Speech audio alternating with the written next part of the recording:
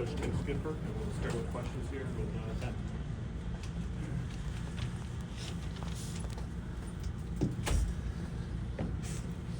All right. Coach, we often hear about team of destiny. Tonight, you guys, Nico goes down with, what looks like a serious knee injury, comes back, leads a drive. Anthony Frias run where he just will not be denied. I mean, it was kind of symbolic of the team's fight and just desire to win this game, right? Yeah. Tough games, you're going to need everybody. And like we preach all the time, you never know when your moment's going to happen. So you just keep working hard, you keep executing, keep sawing wood, and when your opportunity comes, take full advantage of that. So it was a whole team effort. You can name a lot of people that contributed to this thing. We talk strain, we talk grinding. Every single play matters. We preach that, but literally tonight, every single play mattered. Even the squib on the kickoff. They start lateral, you're like, oh, your heart starts dropping. Somebody has to make a play. We make a big hit, and then we're out of there. We thought we were done, and they tell us there's 2 seconds left. You got to go back and still execute. So it took everybody. Frias is a hard-working dude. He's buried on the depth chart beginning of the year. He just kept working, never complained. Got his opportunity tonight, and he took full advantage of that. Nico's the ultimate competitor. I mean, he was down on that ground. He was down. I mean, he was feeling really bad. Then he got up, kind of walked it off. Then they said, hey, you're okay? He's like, I'm going. So he went out there and led a phenomenal drive. He stuck in that pocket, delivered the ball, got us down there, big run, and then we executed the field goal. So that was awesome to just see guys just keep fighting and straining. Nobody pointed fingers. That's the main thing. It got tight. It was really tight down there on the sideline. Nobody was pointing fingers. We're just like, hey, we're a play away. We're a play away. We're almost there. We're almost there. And it came true, and we figured out a way to finish it off. And the defense, with the exception of maybe that one drive, was, great start to finish. Definitely. And, we definitely would want to have that drive back. There's some plays we wish we could get back. But I'm telling you, we threw a lot at those guys this week. We wanted to stop the run, obviously, and then when we got in the longer yardage stuff, we had all kinds of defense in, and the guys learned it in a short amount of time, and we executed it pretty well. I think we could have had a couple more turnovers out there that we left hanging, but the guys bought in, man. We kept another offense under 400 yards. I think they had 337 yards. So we played 4 quarters. Just one drive got away from us, but we can build from that, and we'll keep on working. Coach, right here. No team has really stymied Malik Washington the way you guys did tonight. What did you see from the secondary that allowed them to get that success?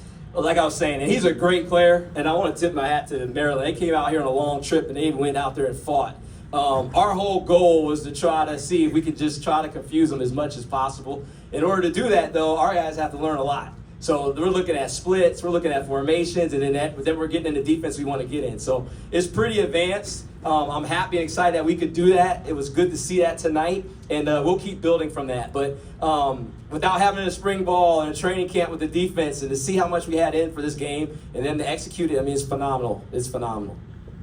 Coach, just to expand on that, a guy that has kind of flown under the radar, Coach Coyle. What can you say about him, how he's developed these players over the last 3 weeks, and what he did to put you guys into a position to get the win? Yeah, like I said, man, he taught me defense. 1997 is when I met him. I'm a freshman playing football, and he taught me how you play defense. So that friendship has just kept on building and building. It was awesome for me to actually work with him and learn even more. Like, I'm still learning from him. It has not stopped at all. He's the godfather of defense. He thinks up all these schemes. He just watches film. He hammers film. I mean, he watches all day and night. And then we come up with these plans, and we execute them. And the thing, man, we're only in this thing for a month. It's just a month, and we have so much in. And the guys, to just get that, I mean, that's a compliment to Coach Coyle and the defensive staff, teaching the guys and getting them to execute it. So very pleased with the defense. I'm pleased with everybody for us fighting through it, but the defense kept us in it, and we got it done. Coach, over here.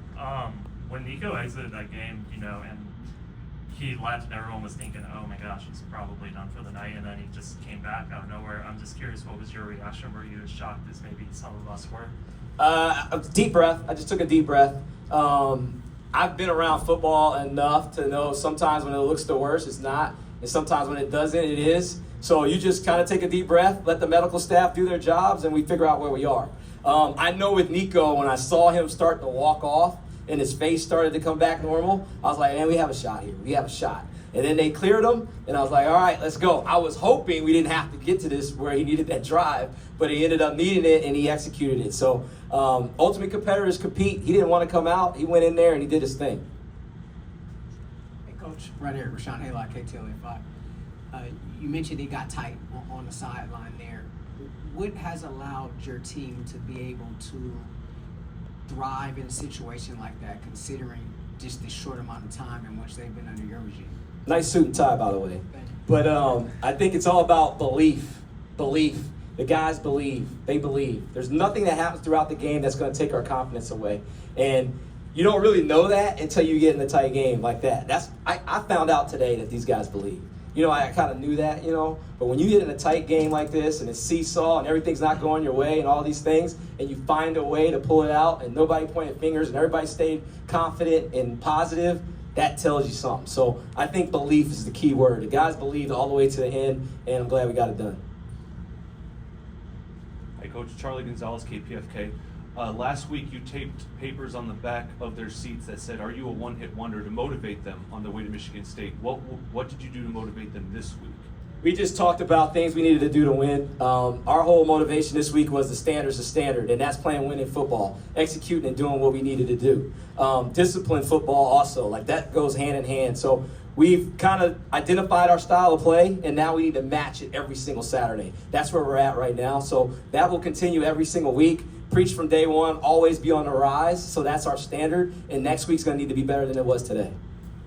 Coach, over here, Steve Finley, Culver City Papers.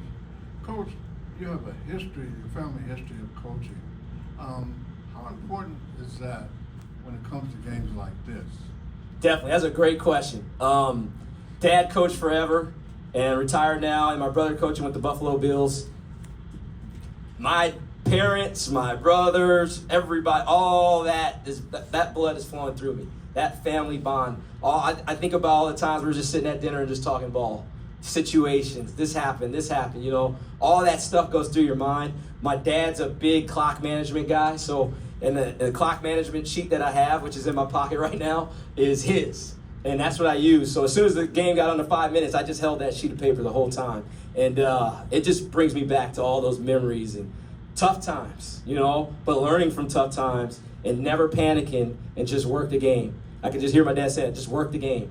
And it worked, man. It worked. We kept playing, and the final result was in our favor. And Skip over here on your right.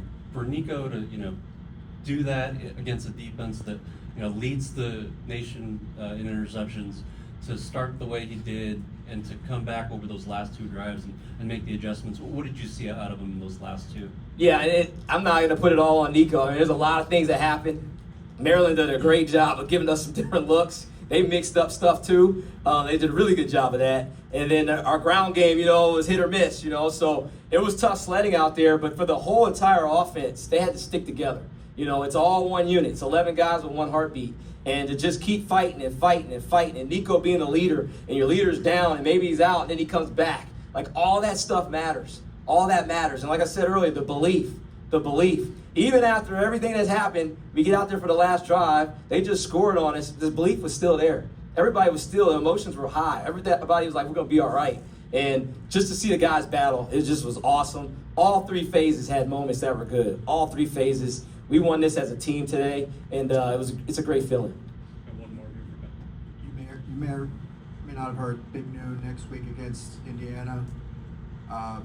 To go from where you were to the big noon game against the number 3 team in the country. How special is that? How big of an opportunity is this?